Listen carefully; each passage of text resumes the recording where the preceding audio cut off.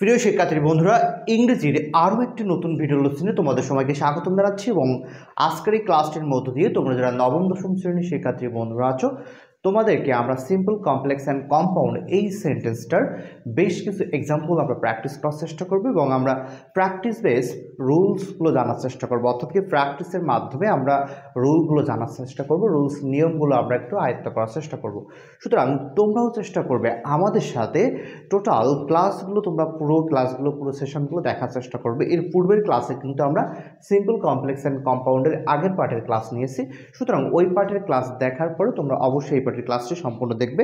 আশা করি তাহলে তোমাদের পুরো যে সিম্পল, কমপ্লেক্স, কম্পাউন্ডে যে সমস্যা থাকবে সেই সমস্যাটা অবশ্যই তোমরা সমাধান করতে পারবে। খেয়াল করো, আমরা প্রথমত আজকে কথা বলবো উইদাউট প্লাস জিরার নিয়ে। ঠিক আছে, আমরা প্রথমে একটা বাক্য লিখি, উইদাউট ওয়ার্কিং হার্ড। অবশ্যই তোমরা নোট করার চেষ্টা করবে। এইটা হচ্ছে প্রথমটা simple sentence, without working hard, without working hard, without working hard you will fail in the exam, you will fail in the exam, without working hard you will fail in the exam। এখন দেখো আমরা ঠিক এই বাক্যটিকে এখন আমরা complex করবো and compound করব, তাই তো? আচ্ছা, তাহলে তোমার প্রশ্ন আসতে পারে যে এটা যে সিম্পল সেন্টেন্স আমি কিভাবে বুঝবো, তাই তো? আচ্ছা, খেয়াল করো, দেখো কোনো সেন্টেন্সের শুরুতে এখানে দেখো উইদাউট আছে এবং ভার্বের সাথে আইএনজি আছে। কি আছে? উইদাউট প্লাস ভার্বের সাথে আইএনজি থাকলে সেই সেন্টেন্সকে কিভাবে কমপ্লেক্স করতে হয়, সেই সেন্টেন্সকে কিভাবে কম্পাউন্ড করতে হয়, আমরা মূলত সেটা নিয়ে এখন দেখার চেষ্টা করব। তাহলে দেখো, উইদাউট প্লাস ভার্বের সাথে আইএনজি থাকলে ঠিক সেই সেন্টেন্সটাকে আমরা কিভাবে কমপ্লেক্স করতে পারি। কমপ্লেক্স করার ক্ষেত্রে তুমি অবশ্যই মনে রাখবে একটা ইফ নিয়ে আসতে হবে। একটা কি নিয়ে আসতে হবে? ইফ নিয়ে আসতে হবে। ইফের সাথে একটা হচ্ছে নেগেটিভ সেন্টেন্স। ঠিক আছে, ইফের সাথে একটা নেগেটিভ সেন্টেন্স আসবে। নেগেটিভ সেন্টেন্স অর্থাৎ কি এই যে সেন্টেন্সটা থাকবে তার নেগেটিভ সেন্টেন্স আসবে। অথবা আরও একটা কাজ করতে পারো, তুমি যদি আনলেস লিখতে পারো। কি লিখতে পারো? আনলেসের সাথে তুমি অ্যাফার্মেটিভ বাক্য নিয়ে আসতে পারো, অ্যাফার্মেটিভ সেন্টেন্স, অ্যাফার্মেটিভ সেন্টেন্স। আচ্ছা, তাহলে খেয়াল করো, আমরা কি বললাম যে সিম্পল থেকে উইদাউট প্লাস ভার্বের সাথে আইএনজি থাকলে সেই সেন্টেন্সকে আমরা যদি কমপ্লেক্স করতে যাই তাহলে অবশ্যই মনে রাখবে যে ইফ প্লাস নেগেটিভ সেন্টেন্স অথবা আনলেস প্লাস অ্যাফার্মেটিভ সেন্টেন্স। এখন প্রশ্ন হতে পারে যে আনলেসের সাথে অ্যাফার্মেটিভ কেন? দেখো, আনলেস হচ্ছে নিজেই নেগেটিভ শব্দ, এই জন্য আনলেসের পরে আমরা অ্যাফার্মেটিভ সেন্টেন্স ইউজ করব, তা না হলে আমাদের সেন্টেন্সের অর্থের পরিবর্তন হয়ে যাবে। তাহলে খেয়াল করো, এখন আমরা ইফ প্লাস নেগেটিভ সেন্টেন্স দিয়ে আমরা লেখার চেষ্টা করি। খেয়াল করো, ইফ প্লাস প্রথমে কি ইফ। এবার দেখো, আমরা জানি আমরা উইদাউট প্লাস ভার্বের সাথে আইএনজি থাকলে কমপ্লেক্স করার সময় ইফ অথবা আনলেস ইউজ করতে হয়।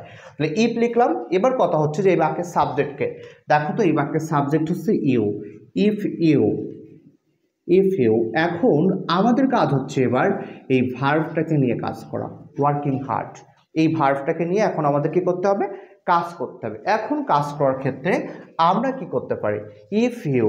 এখন তুমি মনে রাখবে, যদি দেখো কোনো অক্সিলারি ভার্ব নেই তাহলে অবশ্যই আমাকে ডু, ডিড, ডাজ ব্যবহার করতে হবে। এখন প্রশ্ন হতে পারে যে আমি কখন কোনটা ইউজ করবো। দেখো, এটা কিন্তু আমাদের প্রেজেন্ট টেন্সেই লেখা আছে, সরি এই ফিউচার টেন্সে লেখা আছে। এখন আমরা এখানে লিখবো কি? if you do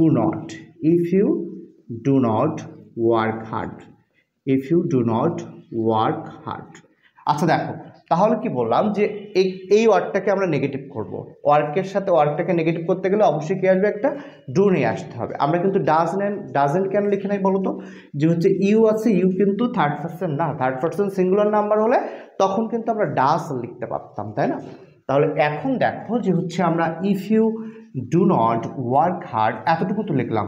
এবার বাকি অংশটুকু আমরা লিখতে পারি, if you do not work hard you will fail in the exam, you will fail in the exam, you will fail in the exam.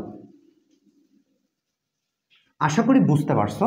তাহলে দেখো, আমরা প্রথম কাজ হবে যে উইদাউট প্লাস ভার্বের সাথে আইএনজি থাকলে প্রথমে আমরা একটা ইফ নিয়ে আসবো, তারপর যে ভার্বটা থাকবে তাকে আমরা তারপরে সাবজেক্ট নিয়ে আসবো, তারপর ভার্বটাকে নেগেটিভ করব, বাকি যে অংশ থাকবে তাকে আমরা বসিয়ে দেব। ওকে, আচ্ছা এবার আসো, এবার যদি আমরা আনলেস দিয়ে বাক্যটাকে লিখি তাহলে কি হবে? আনলেস, দেখো আনলেস নিজেই নেগেটিভ শব্দ, তাহলে আনলেস ওয়ার্ক হার্ড, তাই না? Unless you work hard, unless you work hard, unless you work hard you will fail in the exam, you will fail in the exam। তাহলে দেখো ইফের থেকে কিন্তু আনলেসটা লিখলে কিন্তু সহজ, কারণ এখানে আমাদের কোনো নেগেটিভ করতে হচ্ছে না, এর থেকে কিন্তু এটা অনেক ইজি। কিন্তু পরীক্ষার সময় যদি এমন চলে আসে যে তোমাকে বলছে যে তুমি হচ্ছে এই শব্দটা দিল, এই সেন্টেন্সটা দিল, দিয়ে বলে সিম্পল করতে হবে, কিন্তু তুমি যদি এইটা না জানো তাহলে তুমি কিন্তু সিম্পল সেন্টেন্সটাকে আইডেন্টিফাই করতে পারবে না, বা সিম্পল সেন্টেন্সটাকে কোথা থেকে আসছে কীভাবে আসছে লিখতে পারবে না।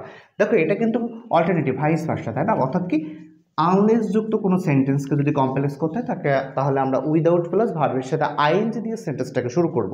ঠিক একইভাবে ইফ প্লাস যদি কোনো নেগেটিভ বাক্য থাকে তাকে যদি সিম্পল করতে বলে তাহলে সেক্ষেত্রেও আমরা উইদাউট প্লাস ভার্বের সাথে আইএনজি দিয়ে বাক্যটা লিখব।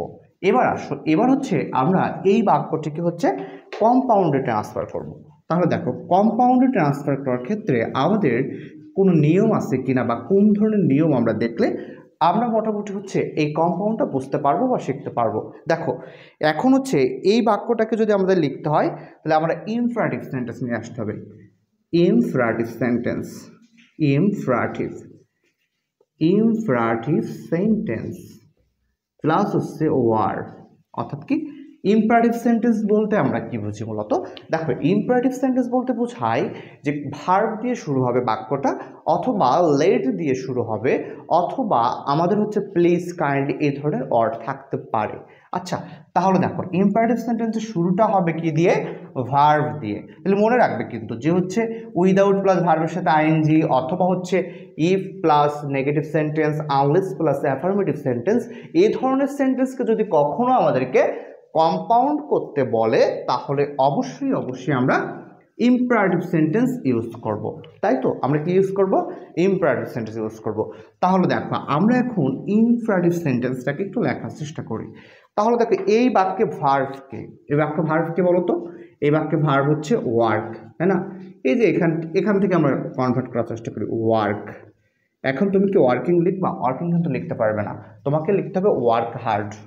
ওয়ার্ক হার্ড, ওয়ার, এই কোমার পরিবর্তে এখানে আমরা ওয়ার লিখলাম। Or, you will fail in the exam. Work hard or you will fail in the exam. আশা করি বুঝতে পারছো। তাহলে দেখো work hard for you will fail in the exam.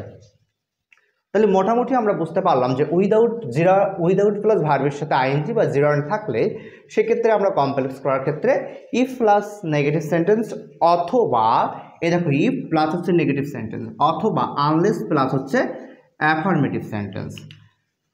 এবং যদি কম্পাউন্ড করতে হয় তাহলে ভার্ব লিখবো প্রথমে ইম্পারেটিভ সেন্টেন্সের পার্ট, এটা হচ্ছে কি ইম্পারেটিভ সেন্টেন্সের পার্ট, আর এই যে ওয়ার্ড আমরা ওয়ার্ডের যে নিয়ম এবং বাকি অংশ বসায় দিব। ঠিক আছে, তাহলে এরপরে আসো, এরপরে আমরা আরও একটা এক্সাম্পল দেখার চেষ্টা করি। আরেকটা এক্সাম্পল দিয়ে আমরা আরেকটা রুলস শেখার বা দেখার চেষ্টা করব। দেখো ইংরেজি গ্রামারটা আমরা বছরের পর বছর হচ্ছে আমরা ইংরেজি গ্রামার শিখি, বাট প্রতিটা পরীক্ষার আগে আমাদের নতুন করে শিখতে হয়, প্রতিটা ক্লাসে ওঠে নতুন করে আবার সেই একই গ্রামার শিখতে হয়। এর প্রধান কারণ হচ্ছে আমরা প্র্যাকটিস বেস শিখি না, বা আমাদের ইনসাইটেশনে অনেক ভুল থেকে থাকে। কিন্তু তোমরা যদি একটু চেষ্টা করো যে গ্রামারের ইনসাইটেশন যদি তুমি ঠিক করে লিখতে পারো, শিখতে পারো, তাহলে আশা করা যায় বারবার শেখার কোনো প্রয়োজনীয়তা নেই। আচ্ছা দেখো এবার হচ্ছে সিম্পল সেন্টেন্সের শুরুতে যদি প্রেজেন্ট পার্টিসিপল থাকে। আচ্ছা প্রেজেন্ট পার্টিসিপল কি? প্রেজেন্ট পার্টিসিপলও ভার্বের সাথে আইএনজি, তাই না? এখন আসো, এখন দেখো আমরা যদি লিখি ভিজিটিং দ্য প্লেস, আমরা একটা বাক্য লিখলাম ভিজিটিং দ্য প্লেস, তারপরে যদি একটু লিখি আমরা I was surprised. Visiting the place I was surprised. ঠিক এই বাক্যটাকে এখন হচ্ছে আমরা কমপ্লেক্স করার চেষ্টা করব। কি করব? এই বাক্যটাকে এখন হচ্ছে আমরা কমপ্লেক্সে কনভার্ট করব। তাহলে ভিজিটিং প্লাস ভার্বের সাথে আইএনজি আছে, সরি ভার্বের সাথে আইএনজি দিয়ে শুরু আছে বাক্যটা। এখন এই বাক্যটাকে হচ্ছে আমরা কি করব, কমপ্লেক্স লিখব। তাহলে দেখো কমপ্লেক্স করার ক্ষেত্রে আমাদের একটু হচ্ছে খেয়াল করতে হবে যে এক্ষেত্রে আমরা হোয়েন, সিন্স অথবা অ্যাজ নিয়ে আসতে পারবো। হোয়েন,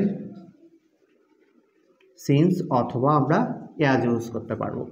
যে কোনো বাক্যের শুরুতে যদি এরকম ভার্ব প্লাস আইএনজি দিয়ে শুরু হয়েছে তাহলে অবশ্যই মনে রাখবে আমরা সে ধরনের বাক্যে আমরা কি করতে পারবো, হোয়েন, সিন্স অথবা অ্যাজ দিয়ে বাক্যটাকে শুরু করতে হবে। তাহলে দেখো আমরা যদি একটু বাক্যটা লিখি, হোয়েন লিখলাম আমরা।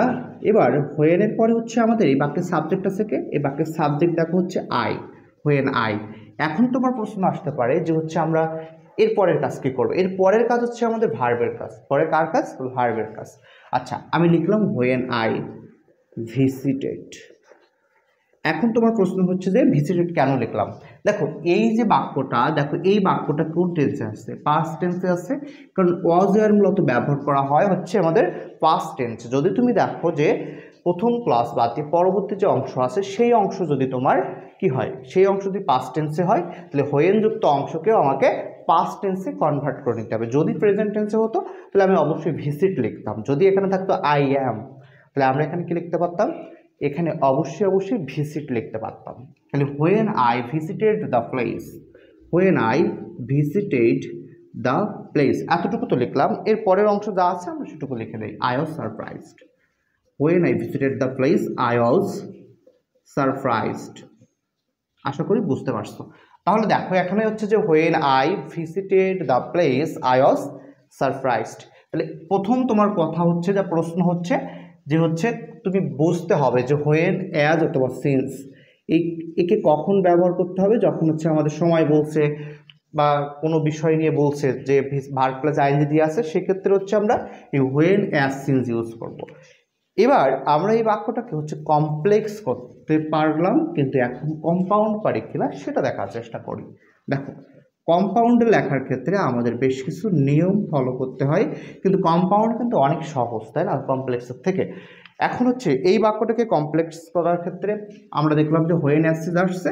এবার এখানে হচ্ছে আমরা অ্যান্ড নিয়ে আসতে হবে। কি নিয়ে আসতে হবে, অ্যান্ড। কারণ হচ্ছে কম্পাউন্ড সেন্টেন্সে মূলত অ্যান্ড, ওয়ার এবং বার্ড এই তিনটা কনজাংশন যুক্ত হয়, এবং এই দুইটা কনজাংশনের, এই তিনটা কনজাংশনের পাশে এই পাশে একটা বাক্য থাকে, এই পাশে একটা বাক্য থাকে।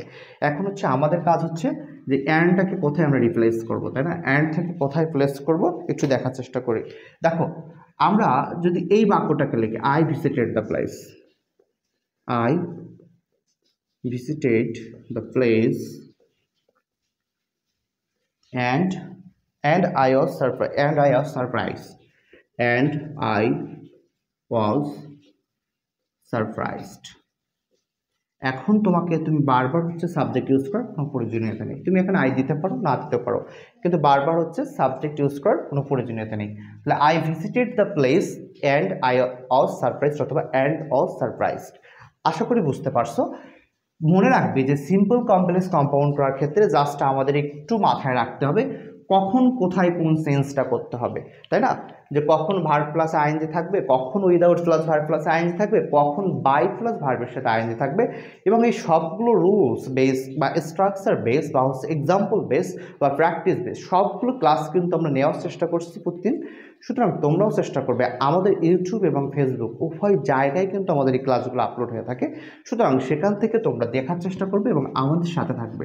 এবার চলো, এবার হচ্ছে আমরা পরবর্তীতে আরও একটা এক্সাম্পল দেখার চেষ্টা করি এবং আরও কয়েকটি স্ট্রাকচার আমরা একটু শেখার চেষ্টা করি, এবং আশা করব এগুলো থেকে পরীক্ষায় অবশ্যই তুমি 100% কোশ্চেন পাবে।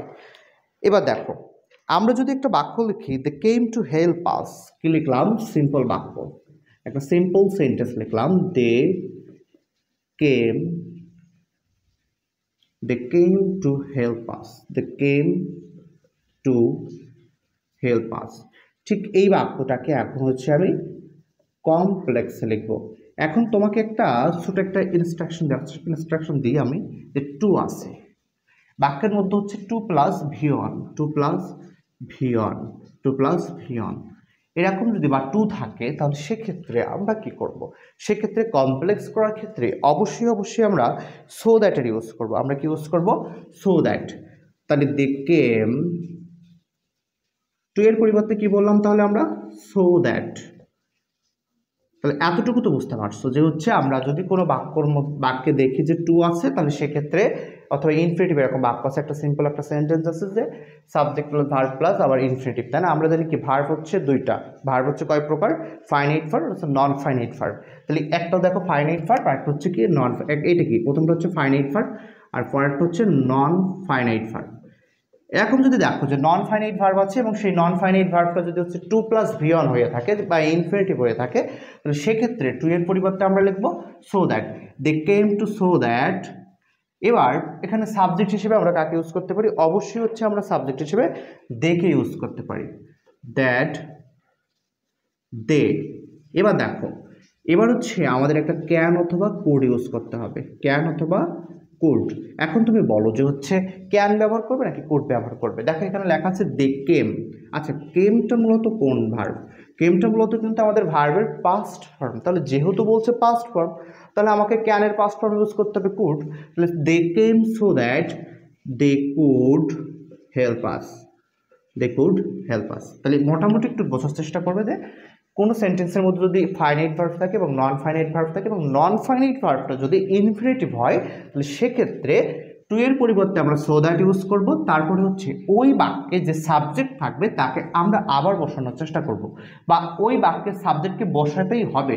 এবং তারপরে হচ্ছে আমরা কি লিখব, একটা ক্যান অথবা কোড ইউজ করব। যদি প্রেজেন্ট টেন্স হয় সেন্টেন্সটা তাহলে ক্যান বসবে, যদি পাস্ট টেন্স হয় তাহলে সেখানে কোড বসবে। আচ্ছা, এবং বাকি অংশ তারপরে আমরা লিখে দেব। আচ্ছা, এরপরে আসো, এর ঠিক পরে আমরা যদি কমপ্লেক্স দেখলাম, এবার যদি আমরা কম্পাউন্ডে লেখার চেষ্টা করি, কম্পাউন্ডে কি হতে পারে একটু আমরা দেখার চেষ্টা করি। কম্পাউন্ডে লেখার ক্ষেত্রে আমরা হচ্ছে ওয়ান্ট টু শো এরকম ব্যবহার করতে পারি, ওয়ান্ট টু শো, ঠিক আছে? আমরা এ ধরনের বাক্য লিখতে পারি। দেখো অন টু শো, তাহলে দেখো এবার হচ্ছে আমরা প্রথমে বাক্য লিখলাম, দে লিখলাম, সাবজেক্টটা লিখলাম দে। এবার এই ধরনের বাক্য যদি থাকে পরীক্ষায় আমাদের, তাহলে অবশ্যই এই ওয়ান টু নিয়ে আমাদের কাজ করতে হবে। এখন দেখো ওয়ান টু এর কিন্তু তিনটা চারটা ফর্ম আছে, wanted to, wants to, want to. এখন হচ্ছে তোমার কাছে কোশ্চেন যে হচ্ছে তুমি এখানে ওয়ান টু ব্যবহার করবে নাকি ওয়ান্টেড টু ব্যবহার করবে। মনে রাখবে যে হচ্ছে কেম হচ্ছে ভার্বের V2, তাহলে ওয়ান্ট থেকে আমরা ওয়ান্টেড টু নিয়ে নেব, দে ওয়ান্টেড টু, তাই না? They wanted to, they wanted to. বা এরপরে আছে কি, help us, they wanted to help us, they wanted to help us, they wanted to help us. পরবর্তী অংশ নিয়ে কাজ করতে হবে, ঠিক আছে? They wanted to help us, অর্থাৎ কি তোমার মনে রাখবে বা তুমি মনে রাখবে যে হচ্ছে এই বাকির পরবর্তী অংশটাকে আগে নিয়ে এসে কাজ করতে হবে। They wanted to help us, এতটুকু তো লিখলাম। এবার হচ্ছে so they came, they wanted to help us so they came. অর্থাৎ কি আমরা টু এর পরের অংশটাকে নিয়ে প্রথমে কাজ করব, কিন্তু ছোট্ট একটা কাজ আছে যে ওয়ান টুটাকে বসাতে হবে এবং কি করতে হবে, এবং হচ্ছে পরবর্তী অংশটাকে হচ্ছে আমরা সো এর পরে ইউজ করব। তাহলে they wanted to help us so they came. আশা করি বুঝতে পারছো। এবং এই স্ট্রাকচারগুলো তোমরা যদি একটু প্র্যাকটিস করো, প্র্যাকটিস করতে করতে মনে থাকবে। কিন্তু স্ট্রাকচার মুখস্থ করে কখনো এক্সাম্পল পারা যাবে না, বরং তুমি যে কাজটা করবে এক্সাম্পলগুলোকে ভালোভাবে আইডেন্টিফাই করবে, এক্সাম্পলগুলোকে তুমি ভালোভাবে বারবার প্র্যাকটিস করবে, তাহলে আশা করা যায় তুমি ওখান থেকে অনেক ভালো একটা মার্কস নিতে পারবে এবং তুমি তোমার সিম্পল কমপ্লেক্স কম্পাউন্ডের যে সমস্যা আসে সেটাও তুমি বুঝতে পারবে। এবার আসো, এবার হচ্ছে আমরা এই সিম্পল কমপ্লেক্স কম্পাউন্ডের আরও বেশ কিছু সমস্যা আছে, আমরা পরবর্তী ক্লাসে আমরা সেই পার্ট নিয়ে আলোচনা করবো, নাহলে আমাদের ভিডিওটা অনেক লং হয়ে যাচ্ছে। এবং পরবর্তী পার্ট 3-তে আমরা পুরো সিম্পল কমপ্লেক্স কম্পাউন্ডটা শেষ করার চেষ্টা করব। সুতরাং সে পর্যন্ত সকলে আমাদের পাশে থাকবে, তোমাদের সাথে রাখবে। Thank you very much for watching this lesson. Stay safe.